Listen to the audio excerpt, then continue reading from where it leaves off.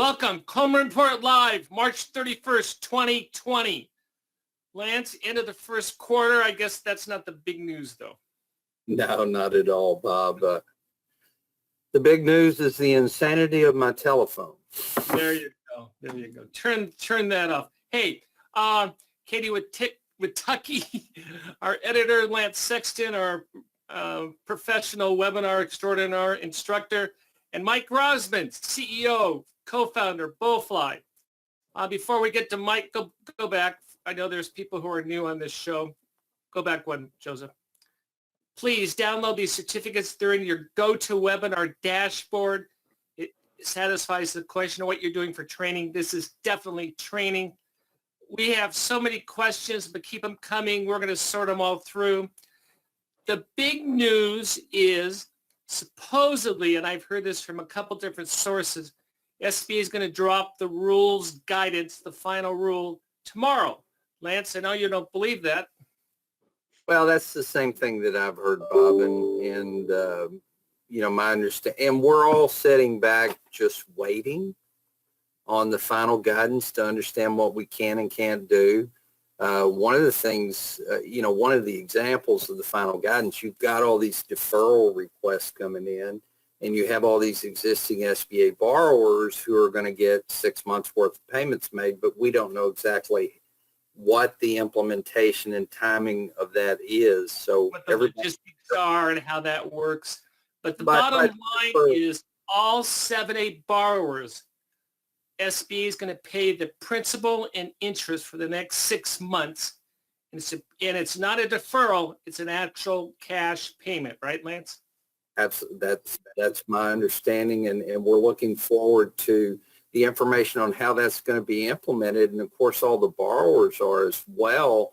That is substantially better for small business owners than making a payment deferment and having the balance end up on the back end of the loan. Back end. I mean, this is huge. But also, this is also for new loans as well. Hey, I wanted to bring Mike Rosman in. Mike is the expert in putting together digital platforms for SBA. Mike, what do you see out there on Main Street? So on Main Street, Bob, and thanks for having me on. I appreciate it. We're working really hard to work with our constituency. So we do a lot with franchise brands. We do a lot with end borrowers who are looking for advice. And the strain on businesses that have been directly impacted is it's heartbreaking, but it's also at a scale that it's very hard to wrap your head around. So just by way of illustration, we did a webinar on Saturday morning. There were 500 franchise business owners on it, all within one system. We've taken in at Bowfly in this past week 4,000 applications for the PPP, and it totaling just under $1 billion. We'll cross over $1 billion today. Our big concern as we start talking to bank partners, and Lance, I think you articulated it perfectly, is, well, I'm waiting for those SBA rules to come. Well, you're working with your clients, you're getting them ready to think about how those rules are going to interact in general about how to process these loans. But, this is the amount of businesses that qualify who previously never could have touched an SBA loan, right? A 400 partner law firm can qualify in almost every case we've seen, right? So the scale is enormous, and banks are going to be under and already are under increasing pressure to deal with their customers and give them a solution. All the while, those business owners who maybe qualify for $75,000 of loan amount under the PPP are, our view is we're going to consolidate them and get them into billion-dollar batches and get them to those banks who are processing digitally. But, I do really worry about that business owner who walks into a bank and gets behind line of all the corporate customers that the bank is serving. And I think that's my biggest concern. Mike, what is your feeling about, I got a question this morning from someone who said, we have a business, a manufacturer that has 225 jobs, but they exceed the size standards. What trumps what? There's no size standard here, right? So our read of this is if you were open on February 15th and you had some form of payroll, which is a broad definition including owner's draw and 1099, and you were impacted, and every business in the country has been impacted, you qualify. So, and here's the biggest thing I think people, the light goes off at this point, guys. And Lance, I know you've been through this yourself with your bank and the friends you talk to, is, well, What do you mean they qualify, Mike? They don't hit the size standard. The credit elsewhere test, it does. No, none of that comes into play. So every SBA lender, every SBA lender understands that their core constituency, if the business bank clients weren't going to qualify, and suddenly a switch gets flipped, and they realize, oh, geez, I got to help this client take advantage of this program, and that's going to create an enormous pressure on the banks. They have to think digitally. If you aren't thinking digitally, I strongly encourage you to partner with financial technology companies like ours and others who will help you think digitally. And also, bank, I know ABA is being active. I know Nagel's being active too, but I think that market as a whole needs to think about this proactively. Yeah, ICBA is being proactive as well as the credit unions. Very good, Mike. Anything else you want to address before we kick you off? No, I'll say for just an ounce of shameless plug for those of you who are thinking digitally and want to source. We have $1 billion of loans made up of 4,000 individual loans. That number is going to keep. It's growing like I don't want to say exponentially, but it's growing at a rate that we need to find a home, and we're anxious to help these business owners. And so please keep us in mind. The difference between today and 2008, 2009, the credit markets froze up. And the money went to General Motors and went to Wall Street banks. Today, it's going to Main Street. And what little I've seen of this and whatever, I'm optimistic. What about you, Mike? Well, I just got to add to that. So, Bob, I think it's really insightful, but I think what we're going to see is what we saw. So I agree with you. I actually thought the program is designed of getting people to stay in their jobs. I think Treasury and the leadership in D.C. Really understood and learned a lot in 2008 was that when people get separated from their jobs, bad things happen, and the economic turmoil is that much worse. What you said, though, Bob, is really important. When we helped out GM and large industries, Main Street America didn't benefit in the same way. Okay, what we're seeing now. Neither did the banks. And that's right. But what we're seeing now is Treasury says, no, we have to get people to stay in their jobs. The challenge that I see, and I just kind of articulated, is if we're helping those largest players within the bank's existing portfolio, those small business owners, the small restaurant, the pizza shop, the dry cleaners, they're going to be in the back of the line. And so the large corporate client that we would say would never qualify for SBA due to eligibility and credit elsewhere and size standards, they're now getting served first, which is great because they employ a lot of people, don't get me wrong. But what we think of as small business and the typical SBA borrower is going to be in the back of the line.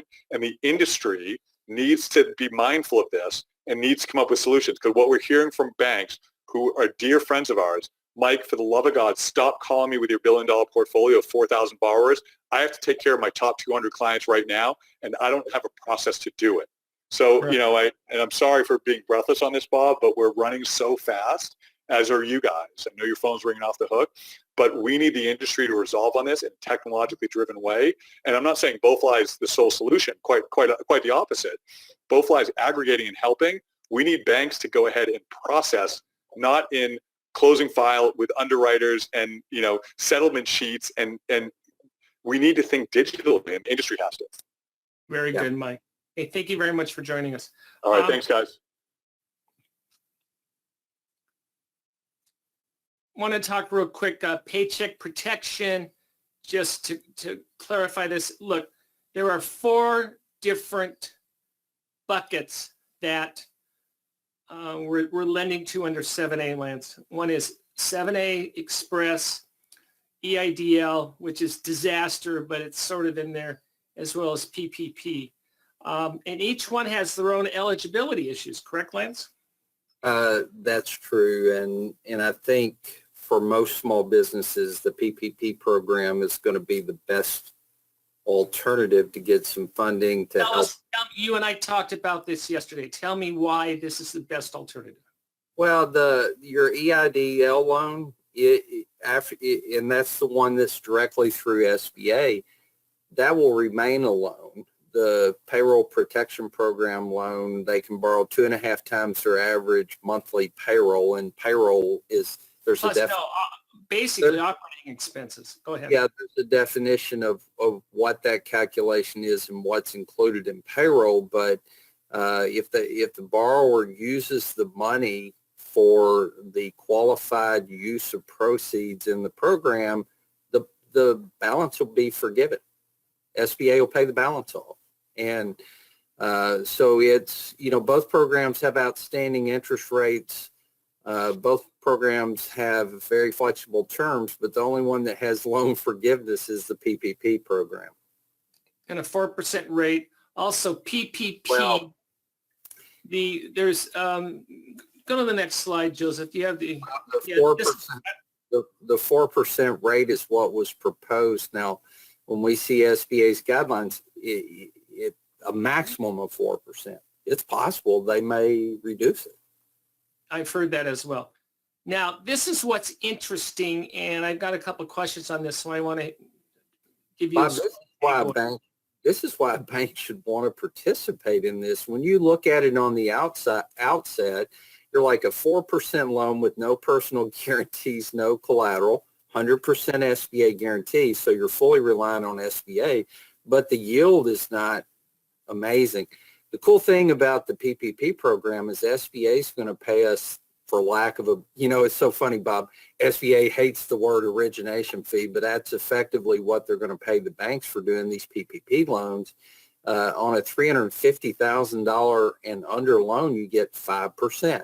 Well, typically when you collect an amortization fee, it's kind of amortized over the life of the loan. Well, these loans are going to be less than 6-month loans before they're paid off. So most banks will be able to recognize this income in 2020. So, it should be a strong input to the performance of the bank. So 350 and less is 5%, 350 to 2 million is 3%, and over 2 million is 1%. But these are origination fees that will be paid to the bank by SBA as soon as the loan is dispersed. Right. And this is paid by SBA. The borrower does not pay any guarantee fee, does not pay the origination fee. SBA is going to pay for that directly to the bank. And as $2 million loan, Lance, that's a $20,000 check. Yeah, like I said, you immediately would look at a 4% loan that's going to be around for a short term and say, the yield's not worth it. But when you add on a 5% origination fee, suddenly, as a bank, it tells me you need to participate in this program.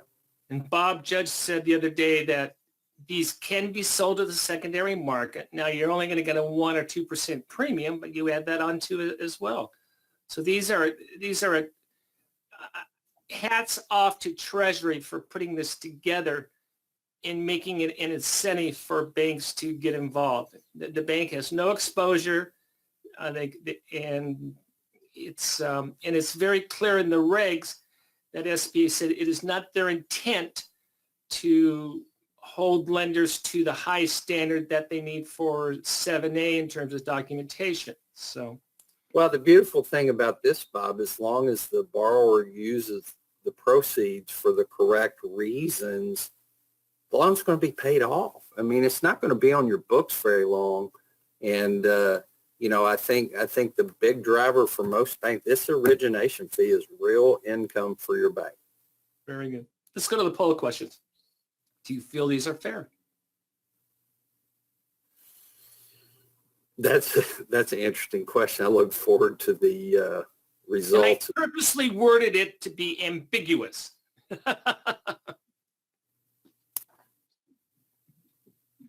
Very good.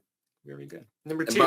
My personal fair is when they developed this program, they figured out how to make it fair for the borrower, but they also figured out how to make it fair for the SBA participant lender, which is wonderful. Yeah. Can a lender without a 750 master agreement participate in PPP? I had this question yesterday. And I'm going to look at the results before I say anything. My understanding is that there will be lenders that are not regular SBA participant lenders who will be able to be a part of the PPP program. Now, that's why we're waiting for SBA's guidelines. Bob, we've heard rumors of people like PayPal, I think I heard. But at least fintech companies potentially being able to be a part of this. And when we consider last year, SBA did a little shy of $40 billion in loans, and they're saying we're going to do $349 billion in lending in a 90-day period of time. It will take, it's just like Mike said, all hands on board. It's going to take everybody. I'm going to turn the switch. I don't know the answer to this. I believe it's going to be yes, but that's what we need the regs for. Number 3, have you contacted your borrowers to calculate annual payroll costs to estimate PPP loan amounts? And also remember that they're going to, we don't have the exact format. Lance, so what we're going to do, we're going to put together a template and on this so it makes life simple. Yeah, I've actually talked to my borrowers, Bob, about doing a 12-month spreadsheet of their 2019 payroll costs. So we're prepared for this. And we don't know what type of documentation SBA wants. If it's just a certification by the borrower. We don't know that yet. Yeah, it may be as simple as a form, Bob, where the borrower says my average monthly payroll is $40,000, and I certify this is true. But I'm telling my potential borrowers, go ahead, do a spreadsheet, show me what your payroll costs were for the 12 months in 2019 so we can calculate an average. Now, when you say a spreadsheet, do you want monthly numbers or just want annual? Monthly. Okay. But we don't know what's going to, Joseph, go to the next slide. Here we go. I don't know the answer to this, Lance. IRS is closing their offices. Are we going to have problems getting 4506s? What do you think, Lance? We talked about this a few days ago, and I raised it as a concern for this program. And my understanding is, you know, and I've talked to some of my other specialists at Bank OZK. We're all concerned about whether 4506Ts and transcripts are apart because the process was cumbersome before. I don't think this is going to be part of the PPP program, at least. So, I mean, I look forward to the implementation rules from SBA. If it is part of the PPP program, Bob, it's going to make implementation slower. Let's bring Katie into the, I don't think, look, they want, SBA wants to go to market as quickly as a PayPal or these other fintechs. That's the whole point. Get in the application, fund it as quickly as possible, cut out all the, there's no collateral, no personal guarantee. If there's no personal guarantee, that means we're not going to get personal financial statements. We're not going to get tax returns, and we don't need 4506s, right, Lance? I was interested in seeing the law, Bob. It does say no personal guarantee, but if the borrower uses the funds inappropriately, there will be the opportunity for SBA to go after that borrower.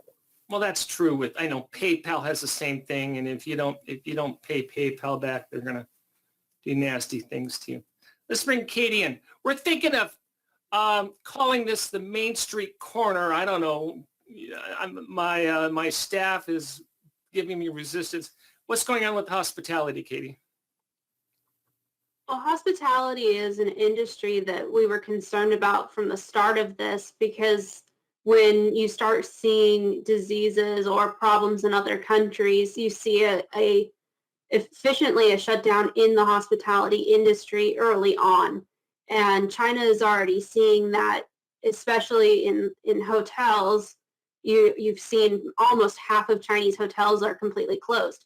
Here, 90% of hotels are franchised mom and pop small businesses, and they need to stay open to maintain their employees and things like that. But that's just not realistically happening. Early on, at the beginning of the year, they were projecting probably a pretty mediocre year, close to 1% increases in occupancy and things like that. Now we're seeing occupancy just in March plunge 7.3%, and average daily rates fell 4.6%. These are astronomically lower than what we initially expected to see this year. And already we're expecting now about 4 million jobs in the hospitality industry to be completely wiped out. and about $200 million that will not go to hospitality this year. Yeah, I mean, it's tragic is what it is. Lance, are you processing hospitality loans these days? That's a tough question, Bob. We're always looking for good opportunities to finance at our bank, and it's going to have to be the right deal with the right guarantors. But I think every bank would give you the same response, Bob. Hospitality is kind of a scary area of lending right now. It tracks GDP. It absolutely tracks GDP. And if we're going to be down, 5%, hotels are going to be down 5%. So yeah, so it would need to be a very strong project. Well, hopefully this all blows over in the next 2 or 3 weeks, and then we get back to normal. But I know Virginia just announced indefinite closures. So if the rules drop today, what we're going to do, the brand new rule, we're going to switch that with deferments. If they don't drop, then Lance is going to do a webinar on servicing 7A and 504. We're going to go through all on that. And then we're going to talk about specific rules. And we may push that motel and hotel if no one's going to do those loans. I got so many questions, and I apologize. What we're going to do is we will spend a whole session after the rules drop, maybe on, or whenever they drop. We'll just do a whole session and answering your questions because I think, Bob, waiting for the rules to drop, because my most constant telephone call is, guys, yes, help is on the way, but we don't know exactly how the help is going to be implemented. So give me a day or two and reach back out to me. And I want to. Every congressman in the world has had a town hall and said, go to your bank and get some money. Well, we're ready to do it, Bob. We just need to understand how to do it. So, yeah. Well, very good. We're starting our training next week, so feel free to take advantage of that for those of you who are sheltered in place, as most of us are these days. But Bob, I'm still at Radio Shack, and this beautiful compact monitor with side speakers is up for auction. So, what is the traffic there like, Lance? Actually, this business is considered an essential business because it deals with communication equipment. It's off a little bit, but I hear the front door ding, and we've heard the phone ring a few times. So it's still doing pretty well here. And there's some people on for the first time, and again, another record-breaking crowd for us.